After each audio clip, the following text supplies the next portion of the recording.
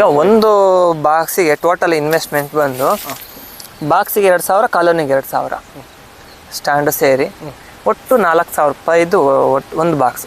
ಈ ಥರದ ನಾವು ಒಂದು 50 ಬಾಕ್ಸ್ ಇದಾವೆ. ಈಗ ವರ್ಷಕ್ಕೆ ನನಗೆ ಜೇನುತುಪ್ಪದಿಂದ ಒಂದು ವರ್ಷಕ್ಕೆ ಆನ್ಯುವಲ್ ಆಗಿ ಎಲ್ಲ ಖರ್ಚು ಎಲ್ಲ ತೆಗೆದು 1 ಲಕ್ಷ ರೂಪಾಯಿ ಜೇನುತುಪ್ಪದಿಂದ ಆದಾಯ ಬರುತ್ತೆ. ಕಾಲೋನಿಯಿಂದ 1-2 ಲಕ್ಷ ಬರುತ್ತೆ. ಸೈಡ್ ಪ್ರಾಡಕ್ಟ್ಸ್ ಎಲ್ಲ ಬಿಟ್ಟು ಹಾಂ, ಟೋಟಲ್ ಒಂದು 3 ಲಕ್ಷ ರೂಪಾಯಿ ನನಗೆ ನಿಕ್ಕಿ ಆದಾಯ ಬರುತ್ತೆ. ನಿಕ್ಕಿ ಆದಾಯ ಬರುತ್ತೆ. ಅಂದರೆ ಪರ್ ಡೇ ನಿಮಗೇನು 1 ಅವರ್ ಅಷ್ಟೇ ಕೆಲಸ? 1 ಅವರ್ ವೀಕ್ಲಿ 1 ಟೈಮ್ ಅಷ್ಟೇ. 1 ಟೈಮ್ ಅಷ್ಟೇ. ಸಾಕ್ಲಿಕ್ಕೆ ಯೋಗ್ಯವಾಗಿರೋದು 2 ಮಾತ್ರ ಬರುತ್ತೆ. ಗೂಡಲ್ಲಿ ಒಂದು ತುಡುವೆ ಜೇನು ಸಾಕ್ತೀವಿ, ಇನ್ನೊಂದು ಮಿಸ್ರಿ ಅಂತ ಏನಿದೆ ಹೇಳ್ತೀವಿ ಮುಜೆಂಟಿನ, ಅವೆರಡನ್ನ ಮಾತ್ರ ನಾವು ಬಾಕ್ಸಲ್ಲಿ ಸಾಕಾಣಿಕೆ ಮಾಡಲಿಕ್ಕೆ ಯೋಗ್ಯ.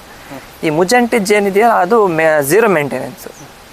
ಒಂದ್ಸಲಿ ನಾವು ಬಾಕ್ಸಿಗೆ ಕೂರಿಸಿದ್ವಿ ಅಂದರೆ ಯಾವುದೇ ಕಾರಣಕ್ಕೂ ಎದ್ದೋಗೋದಿಲ್ಲ ಅದು. ಈ ಜೇನು ಕುಟುಂಬ ಈಗ ತುಡುವೆ ಜೇನಿದೆಯಲ್ಲ, ಇದು 1 ವರ್ಷಕ್ಕೆ ನಮಗೆ ಆವ್ರೇಜ್ 5 kg ಜೇನುತುಪ್ಪ ಬರುತ್ತೆ ಒಂದು ಬಾಕ್ಸಲ್ಲಿ. 1 ವರ್ಷಕ್ಕೆ? 1 ವರ್ಷಕ್ಕೆ ಒಂದು ಬಾಕ್ಸಿಂದ 1 ಬಾಕ್ಸಲ್ಲಿ 5 kg ಜೇನುತುಪ್ಪ ಬರುತ್ತೆ.